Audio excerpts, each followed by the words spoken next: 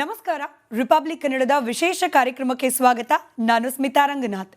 ಹೊಸ ವರ್ಷ, ಅದರಲ್ಲೂ ಇಂಗ್ಲಿಷ್ ಕ್ಯಾಲೆಂಡರ್ನ ಹೊಸ ವರ್ಷ, ನಾವು ಆ ಬಾಗಿಲಲ್ಲಿ ನಿಂತ್ಕೊಂಡು ಮುಂದಿನ ವರ್ಷ ಹೇಗಿರುತ್ತೆ, ನಮ್ಮ ಜೀವನ ಹಿಂದಿನ ವರ್ಷಕ್ಕಿಂತ ಈ ವರ್ಷ ಇನ್ನಷ್ಟು ಸುಖದಾಯಕವಾಗಿರಬೇಕು ಅಂದರೆ ಏನು ಮಾಡಬೇಕು, ಹೊಸ ಹೊಸ ರೆಸಲ್ಯೂಷನ್ಗಳ ಮೂಲಕ ನಮ್ಮ ಬದುಕನ್ನು ಇನ್ನಷ್ಟು ಚೆಂದಗೊಳಿಸ್ಕೊಳ್ಬೇಕು, ಹೀಗೆಲ್ಲ ಲೆಕ್ಕಾಚಾರಗಳನ್ನು ಮಾಡ್ತಾ ಇರ್ತೀವಿ.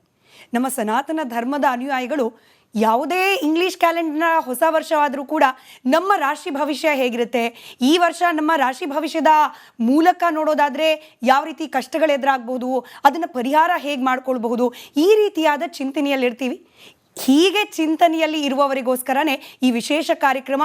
ನಿಮ್ಮ ಹೊಸ ವರ್ಷದ ಕುರಿತಾದ ನೂರಾರು ಪ್ರಶ್ನೆಗಳಿಗೆ ಉತ್ತರವನ್ನು ಕೊಡಲಿಕ್ಕೆ ವಿಶೇಷ ಅತಿಥಿಗಳು ಇವತ್ತು ನಮ್ಮ ಜೊತೆಯಲ್ಲಿ ನಮ್ಮ ಸ್ಟುಡಿಯೋದಲ್ಲಿದ್ದಾರೆ. ಕಾರ್ಯಕ್ರಮಕ್ಕೆ ಅವರನ್ನು ಪ್ರೀತಿಯಿಂದ ಹಾಗೆ ಗೌರವಪೂರ್ವಕವಾಗಿ ಬರಮಾಡ್ಕೊಳ್ತಿದ್ದೀನಿ. ನಮ್ಮ ಜೊತೆ ಸ್ಟುಡಿಯೋದಲ್ಲಿದ್ದಾರೆ ಖ್ಯಾತ ವೈಜ್ಞಾನಿಕ ಜ್ಯೋತಿಷಿಗಳು ಹಾಗೆ ವಾಸ್ತು ತಜ್ಞರು ಆದ ಶ್ರೀ ಸಚ್ಚಿದಾನಂದ ಬಾಬು ಗುರುಗಳು. ಗುರುಗಳೇ ನಮಸ್ಕಾರ, ಕಾರ್ಯಕ್ರಮಕ್ಕೆ ಸ್ವಾಗತ. ನಮಸ್ಕಾರ. ಗುರುಗಳೇ, ಸಾಮಾನ್ಯವಾಗಿ ಜ್ಯೋತಿಷಿಗಳು ಬಂದಾಗ ರಾಶಿ ಭವಿಷ್ಯದ್ದೇ ಪ್ರಶ್ನೆ ಇರುತ್ತೆ. ಆದರೆ ಈ ಹೊಸ ಇಂಗ್ಲೀಷ್ ಕ್ಯಾಲೆಂಡರ್ನ ವರ್ಷ ಆಗಿರೋದ್ರಿಂದ ನಾವೆಲ್ಲರೂ ಈ ರೆಸಲ್ಯೂಷನ್ಗಳು ಅನ್ನೋ ಹುಚ್ಚಿಗೆ ಬಿದ್ದುಬಿಡ್ತೀವಿ. ಈ ವರ್ಷ ಹಿಂಗಿರ್ತೀನಿ, ಈ ವರ್ಷ ಇದು ಮಾಡೋದಿಲ್ಲ, ಇದು ಮಾಡ್ತೀನಿ, ದುಡ್ಡು ಉಳಿಸ್ತೀನಿ, ಜಿಮ್ಗೆ ಹೋಗ್ತೀನಿ. ನಿಜವಾಗ್ಲೂ ರೆಸಲ್ಯೂಷನ್ಗಳು ವರ್ಕ್ ಆಗುತ್ತಾ ಅಂತ ಹೇಳಿ, ರೆಸಲ್ಯೂಷನ್ಗಳು ಮಾಡ್ಕೊಳ್ಬೇಕು ಅಂತಿರುವವ್ರಿಗೆ ನಿಮ್ಮ ಸಂದೇಶ, ಸಲಹೆ ಏನು? ಮೊದಲನೇದಾಗಿ ಸಮಸ್ತ ರಿಪಬ್ಲಿಕ್ ಕನ್ನಡ ವಾಹಿನಿಯ ತಂಡಕ್ಕೂ ಹಾಗೂ ನಮ್ಮ ಸಮಸ್ತ ಕನ್ನಡ ಕುಲಕೋಟಿಗೂ ಹಾಗೂ ಸಮಸ್ತ ಭಾರತೀಯರಿಗೂ 2026 ಹೊಸ ವರ್ಷದ ಹಾರ್ದಿಕ ಶುಭಾಶಯಗಳು. ಈ ಯಾವಾಗಲೂ ಮನುಷ್ಯನಿಗೆ ಅಂದರೆ ಹೊಸತನ ಅನ್ನೋದು ಒಂಥರ ಅವ್ರ ಗುಣದಲ್ಲೇ ಬಂದುಬಿಡುತ್ತೆ. ಅವರು ಇವಾಗ ನಾನೊಂದು ಕಾರ್ ಇಟ್ಕೊಂಡಿದ್ರೆ ಇನ್ನೊಂದು 3 ತಿಂಗಳಿಗೆ ಹೊಸ ಕಾರು ಅಂತ ಅಂದ್ಕೊಳ್ತೀನಿ ನಾನು. ಅದೊಂಥರ ಮನುಷ್ಯನ ಸ್ವಾಭಾವಿಕ ವೀಕ್ನೆಸ್ ಅಂತ ಹೇಳ್ಕೊಬೇಕಾಗತ್ತೆ. ನಾವು ಈ ಅಫರ್ಮೇಷನ್ಸ್ ಅಂತ ಬಂದಿದ್ದೀವಿ ನೋಡಿ. ಹೌದು. ಈ ಅಫರ್ಮೇಷನ್ಸು ರೆಸಲ್ಯೂಷನ್ಸು ಇದು ಹೊಸದಾಗಿ ಬಂದಿರೋದು.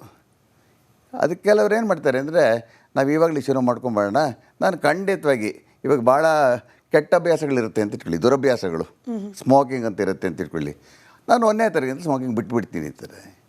ಬಟ್ ಡಾಕ್ಟರ್ಸು ಹೇಳ್ತಾರೆ, ಮತ್ತು ನೀವು ಸರ್ವೇ ಸಾಮಾನ್ಯರು, ನಮಗೆಲ್ರಿಗೂ ಗೊತ್ತು, ಅದು ಯಾವುದೇ ಒಂದು ಚಟ ಇದ್ದರೆ ಸಡನ್ನಾಗಿ ಬಿಡೋಕ್ಕಾಗೋದಿಲ್ಲ ಅಂತ. Resolutions don't work. ನಾವು ಎಫರ್ಟ್ ಹಾಕಲಿಲ್ಲ ಅಂದರೆ ಒಂದು ಪ್ರಶ್ನೆ ಕಡುತ್ತೆ. ಹೊಸ ವರ್ಷ ಅಂದರೆ ಯುಗಾದಿ ಅಲ್ವಾ ಅಂತ, ಅದೊಂದು ಕಾಮನ್ ಕ್ವಶನ್. ಅದು ಖಂಡಿತ ಹೊಸ ವರ್ಷ ಯುಗಾದಿನೇ, ಅದರಲ್ಲಿ ಎರಡನೇ ಮಾತೇ ಇಲ್ಲ. ಆದರೆ ವ್ಯಾವಹಾರಿಕವಾಗಿ ಹಾಗೇನೇ ಕೆಲವು ವಿಷಯಗಳಿಗೆ ಜನವರಿ 1ನೇ ತಾರೀಕು ಕೂಡ ಹೊಸ ವರ್ಷ ಅಂತ ನಾವು ಖಂಡಿತವಾಗಿ ಭಾವಿಸಬೇಕಾಗತ್ತೆ. ನೋಡಿ, ಯಾವುದೇ ಘಟನೆ ಬಗ್ಗೆ ಜ್ಯೋತಿಷದ ಪ್ರಕಾರ ಮಾತಾಡಬೇಕಾದ್ರೆ ನಾವು ಮನುಷ್ಯ ಜನ್ಮ ತಾಳಿದಾಗ ಹೇಗೆ ಒಂದು ಕುಂಡ್ಲಿನ ಹಾಕ್ತೇವೆ, ಮಗು ಹುಟ್ಟಿದಾಗ ಒಂದು ಟೈಮ್ಗೆ, ಡೇಟ್ ಆಫ್ ಬರ್ತ್ಗೆ, ಸ್ಥಳಕ್ಕೆ ಕುಂಡ್ಲಿ ಹಾಕ್ತೀವಲ್ಲ, ಅದೇ ರೀತಿ ಹೊಸ ವರ್ಷ ಆರಂಭಕ್ಕೂ ನಾವೊಂದು ಕುಂಡ್ಲಿನ ಹಾಕಬೇಕು. ಇದೇ ನಿಜವಾದ ಜ್ಯೋತಿಷ ಅಂತ ಹೇಳೋದು. ಎಂದೇನಂತೆ ನೋಡಿ, 2026 ಜನವರಿ 1ನೇ ತಾರೀಕಿಗೆ ನಾನೊಂದು ಕುಂಡ್ಲಿನ ಹಾಕಿದ್ದೀನಿ. ಅದು ಸ್ವಲ್ಪ ಎಕ್ಸ್ಪ್ಲೇನ್ ಮಾಡ್ತೀನಿ ತಮಗೆ. ಆಗ ಆ ಸಮಯಕ್ಕೆ ಇರೋ ಗ್ರಹ ಸ್ಥಿತಿಗಳು ನಮ್ಮ ಕೆಲವು ಪ್ರಶ್ನೆಗಳಿಗೆ ಉತ್ತರಗಳನ್ನು ಖಂಡಿತವಾಗಿ ಕೊಡುತ್ತೆ. ನಾವೊಂದು ಸೈಂಟಿಫಿಕ್ ಆ್ಯಂಗಲ್ ನೋಡಿದಾಗ ಅಂತ ನೋಡಿ. ಆಂಗ್ಲ ಹೊಸ ವರ್ಷಕ್ಕೆ ಗ್ರಿಗೋರಿಯನ್ ಕ್ಯಾಲೆಂಡರ್ ಅಂತ, ನ್ಯೂ ಇಯರ್ ಅಂತ ಹೆಸರು ನಮಗೆ. ಅದಕ್ಕೆ ಗ್ರಿಗೋರಿಯನ್ ಕ್ಯಾಲೆಂಡರ್ ಅಂತೀವಿ. ಇದಕ್ಕೆ ಯಾಕೆ ಗ್ರಿಗೋರಿಯನ್ ಕ್ಯಾಲೆಂಡರ್ ಅಂತ ಹೆಸರಿಡ್ತೀವಿ ಅಂದರೆ, ಕ್ರಿಸ್ತಶಕ, ಇದೆಲ್ಲ ನಮ್ಗೆ ಗೊತ್ತಿರುತ್ತೆ, 1582ನೇ ಇಸ್ವಿಯಲ್ಲಿ 13ನೇ ಪೋಪ್ ಗ್ರಿಗೋರಿ ದ 13th ಒಂದು ಕ್ಯಾಲೆಂಡರ್ ರಿಫಾರ್ಮ್ಸ್ ಅಂತ ಮಾಡ್ತಾರೆ. ವ್ಯವಹಾರಕ್ಕೆ ಅನುಕೂಲ ಆಗಲಿ ಅಂತ ಅವ್ರು ಮಾಡಿದವರು. ಹೀಗಾಗಿ ನನ್ನ ಅನುಭವದಲ್ಲಿ ಜನವರಿ 1ನೇ ತಾರೀಕು ಗ್ರಹ ಸ್ಥಿತಿಗಳು ತಕ್ಕ ಮಟ್ಟಿಗೆ ಮನುಷ್ಯನ ಆಗು ಹೋಗುಗಳ ಬಗ್ಗೆ ಸೂಚನೆಗಳು ಖಂಡಿತ ಕೊಡುತ್ತೆ. ಹಾಗೆಯೇ ನನ್ನ 48 ವರ್ಷದ ಅನುಭವದಲ್ಲಿ ಅದನ್ನ ಮೇಲೆ ಒಂದು ಹೇಳಕ್ಕೆ ಇಷ್ಟಪಡ್ತೀನಿ. ದೀರ್ಘ ಲೆಕ್ಕಾಚಾರ ಮಾಡಿ ರಾಶಿಫಲ ಹಾಗೂ ಪ್ರಪಂಚದ ಮೇಲೆ ಈ ಗ್ರಹ ಸ್ಥಿತಿಗಳು ಯಾವ ರೀತಿ ಪರಿಣಾಮಗಳನ್ನು ಬೀರ್ಬೋದು ಅಂತ ನಲ್ಲಿ ತಿಳಿಸ್ಕೊಡೋಕ್ಕೆ ಪ್ರಯತ್ನ ಪಡ್ತೀನಿ ಇವಾಗ. ಹಾಗೆಯೇ 2026 ಜನವರಿ 1ನೇ ತಾರೀಕು 0 ಗಂಟೆಗೆ, ಅಂದರೆ 0 ಅವರ್ಸ್ಗೆ ಗ್ರಹ ಸ್ಥಿತಿಗಳು ಯಾವ ರೀತಿ ಇದೆ ಅಂತ ಫಸ್ಟ್ ನಾವು ನೋಡಬೇಕಾಗತ್ತೆ. ನೋಡಿ, ಅದರಿಂದ ಕುಂಡ್ಲಿ ತೊಗೊಂಡಾಗ ಕನ್ಯಾ ಲಗ್ನ ಇರುತ್ತೆ.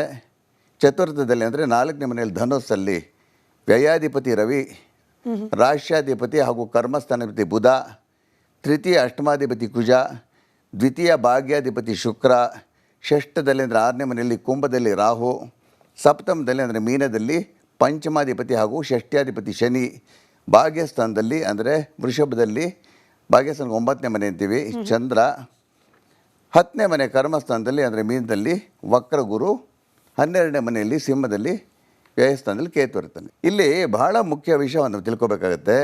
2026 ಮಾರ್ಚ್ 19ನೇ ತಾರೀಕು ಚಂದ್ರಮಾನ ಯುಗಾದಿ ಹಬ್ಬವಾಗುತ್ತೆ. ಈ ಬಾರಿ ಯುಗಾದಿ ಹೆಸರು ಪರಾಭವ ಅಂತ. ಓಕೆ. ಹಾಗೆಯೇ ಇನ್ನೊಂದು ಮುಖ್ಯ ವಿಷಯ ಅಂದರೆ 2026 ಮೇ 25ನೇ ತಾರೀಕು ಸೋಮವಾರ ಗುರು ಗ್ರಹ ಮಿಥುನ ರಾಶಿಯಿಂದ ಕಟಕ ರಾಶಿಗೆ ಪ್ರವೇಶ ಮಾಡ್ತಾನೆ. ಗುರು ಒಂದು ರಾಶಿಯಲ್ಲಿ ಸಾಧಾರಣವಾಗಿ 1 ವರ್ಷ ಇರ್ತಾನೆ. ಹಾಗೆಯೇ 2026 ಮಾರ್ಚ್ 9ನೇ ತಾರೀಕು 19ನೇ ತಾರೀಕು ಯುಗಾದಿ.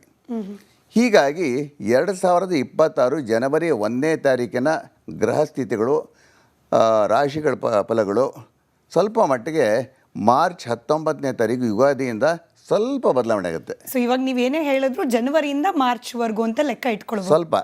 ಇದರಲ್ಲಿ ಇನ್ನೊಂದು ವಿಷಯ ಇದೆ. ಹಾಗೇನೆ 2026 ಮೇ 25ನೇ ತಾರೀಕಿನ ಮೇಲೆ ಗುರು ಗ್ರಹ ಟೇಕ್ ಓವರ್ ಮಾಡುತ್ತೆ. ಅದು ರಾಶಿಯ ಬದಲಾವಣೆ ಆಗುತ್ತೆ. ಸೊ ಈಗ ನಾನು 2026ಗೆ ಹೇಳುವಂಥ ರಾಶಿ ಫಲಗಳು ಹೆಚ್ಚಾಗಿ ಮೇ 2026 25ನೇ ತಾರೀಕಿನವರೆಗೂ ಅನ್ವಯಿಸುತ್ತೆ. ಮೇವರೆಗೂ. ಅಲ್ಲಿಗೆ ಗುರುಗಳ ಅಪಾಯಿಂಟ್ಮೆಂಟ್ ಈಗಲೇ ಕೇಳ್ತಾ ಇದ್ದೀನಿ. ಮೇಯಲ್ಲಿ ಮತ್ತೊಂದು ಸತಿ ಬಂದ್ಬಿಟ್ಟು ನಮ್ಮ ವೀಕ್ಷಕರಿಗೆ ಅವಾಗ ಏನು ಬದಲಾವಣೆ ಆಗುತ್ತೆ ಅಂತ ಹೇಳಬೇಕು. ದಯವಿಚ್ಛೆ. 2026 ಭವಿಷ್ಯದ ಬಗ್ಗೆ ನಾವು ಮಾತನಾಡುವ ಸಂದರ್ಭದಲ್ಲಿ ನಾನು ವೈಯಕ್ತಿಕವಾಗಿ ರಾಶಿಗಳಿಗೆ ಹೋಗೋಕೆ ಮುಂಚೆ ಗುರುಗಳೇ, ಈ ಜಾಗತಿಕ ಮಟ್ಟದಲ್ಲಿ ಆಗ್ತಾ ಇರೋ ಕೆಲವೊಂದು ವಿದ್ಯಮಾನಗಳು ನಾವು ನಮಗೆ ಗೊತ್ತೋ ಗೊತ್ತಿಲ್ವೋ ವೈಯಕ್ತಿಕವಾಗಿ ನಮ್ಮೇಲೂ ಕೂಡ, ಯಾಕಂದರೆ ನಾವು ಕೂಡ ಒಂದು ದೇಶದ ಪ್ರಜೆಗಳಾಗಿರೋದ್ರಿಂದ ಪ್ರಪಂಚದ ಯಾವುದೇ ಮೂಲೆಯಲ್ಲಿ ಏನೇ ಘಟನೆ ಆದರೂ ಕೂಡ ನಮ್ಮ ಬದುಕಿನ ಮೇಲೂ ಕೂಡ ಪರಿಣಾಮ ಬೀರುತ್ತೆ.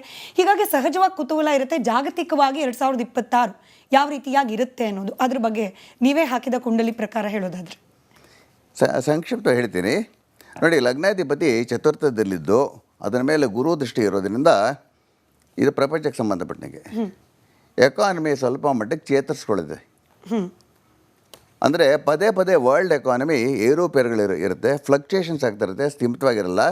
ರೂಪಾಯಿ ಬೆಲೆ ಕುಸಿದು ಮತ್ತೆ ಚೇತರಿಸ್ಕೊಳ್ಳೋದು, ಈ ರೀತಿಯಲ್ಲಿ ಫ್ಲಕ್ಚುಯೇಷನ್ಸ್ ಆಗುತ್ತೆ ಹೊರತು ಸ್ಟೇಬಲ್ ಆಗುತ್ತೋ ಖಂಡಿತವಾಗಿರೋದಿಲ್ಲ. ಚತುರ್ಥದಲ್ಲಿ ಬುಧನ ಜೊತೆ ಕುಜ ಇರೋದ್ರಿಂದ ವಿದ್ಯುತ್ ಹಾಗೂ ಬೆಂಕಿ ಅವಘಡಗಳು ಈಗೇನು ನಡೀತಾ ಇದೆ ಪದೇ ಪದೇ ಆಗ್ತಾನೆ ಇರುತ್ತೆ ವರ್ಷ ಪೂರ್ತಿ. ಈಗ ಮೊನ್ನೇನೋ ಈ ನಮ್ಮ ಮಾಧ್ಯಮದಲ್ಲಿ ನೋಡ್ತಾ ಇದ್ವಿ, ಎಲ್ಲೋ ಬಸ್ ಹತ್ಕೊಳ್ಳೋದು, ಇನ್ನೇನಾಗೋದು, ಗಲಾಟೆಗಳು, ಅದೆಲ್ಲ ಈ ರೀತಿಯಲ್ಲಿ ನಡೀತಾನೆ ಇರುತ್ತೆ. ಈಗ ಏನು ಅನ್ಸುತ್ತೆ ಗೊತ್ತಾ ನನಗೆ, ಕಲಿಯುಗ ಅಂತ್ಯಕ್ಕೆ ಬಂದುಬಿಟ್ಟಿದೆಯೇನೋ ಅಂತ ಅನಿಸುತ್ತೆ. ಈಗ ಆಗ್ತಾರೆ ವಿದ್ಯಮಾನಗಳು ನೋಡಿದ್ರೆ ಅನ್ಯಾಯಗಳು ಜಾಸ್ತಿ ಆಗ್ತಾ ಇದೆ ಅಲ್ವಾ. ಬಟ್ ಹೌದಾ ಕಲಿಯುಗ ಅಂತ್ಯ ಆಗ್ತಾ ಇರೋದು? ಮ್ಯಾಥಮೆಟಿಕಲಿ ಇಲ್ಲ. ಓಕೆ. ಇನ್ನೂ ಭಾಳ ಟೈಮ್ ಇದೆ, ಇನ್ನೂ 4 ಲಕ್ಷ ವರ್ಷ ಇದೆ. ಬಟ್ ಸ್ಟಿಲ್ ಅಂದರೆ ಇವಾಗ ಆಗ್ತಾ ಇರೋದು ನೋಡಿದ್ರೆ ಏನೋ ಇನ್ನೊಂದು 25-30 ವರ್ಷದಲ್ಲಿ ಆಗ್ಬಿಡ್ಬೋದೇನೋ ಅಂತ ಅನಿಸುತ್ತೆ. ಅಂದರೆ ಜನರಲ್ ಇಂಡಿಪೆಂಡೆಂಟ್ ಒಪಿನಿಯನ್ ಅಷ್ಟೇ ನಂದು. ಈಗ ನನ್ನ ಪ್ರಕಾರ ಒಂದೇ ಒಂದು ವಿಷಯ ಹೇಳಿದ್ರೆ, ಶನಿ ಬಂದು ಮೀನ ರಾಶಿಯಲ್ಲಿದ್ದಾನೆ. 2028 ಮಾರ್ಚ್ಗೆ ಶನಿ ಬಂದು ಮೇಷ ರಾಶಿಗೆ ಬಂದು 2.5 ವರ್ಷ ಇರ್ತಾನೆ. ಇವಾಗ ಮೀನ ರಾಶಿಯಲ್ಲಿದ್ದಾಗ ಅದರಲ್ಲಿ ಒಂದು ವಿಶೇಷ ಏನಾಗಿದ್ದರೆ, ಇವಾಗ ಸುಮಾರು ಒಂದು 25 ದಿವಸದಿಂದ ಕುಜ ಬಂದು ಧನುಸ್ಸಲ್ಲಿ ಕೂತಿದ್ದಾನೆ. ಕುಜನಿಗೆ ಚತುರ್ಥ ದೃಷ್ಟಿ ಅಂತ ಇರುತ್ತೆ, ಅಂದರೆ ಶನಿ ಮೇಲೆ ದೃಷ್ಟಿ ಆಗಿದೆ, ಮೀನರಾಶಿ ಮೇಲೆ. ಶನಿಗೆ ದಶಮ ದೃಷ್ಟಿ ಅಂತಿದೆ. ಇವಾಗ ನೋಡಿ ಲಾಸ್ಟ್ 25-30 ಡೇಸಲ್ಲಿ ಜಾಸ್ತಿ ಆಗ್ತಾಯಿದೆ. ಇನ್ನೂ ಪ್ರಾಬ್ಲಿ 12th ಜನವರಿವರೆಗೂ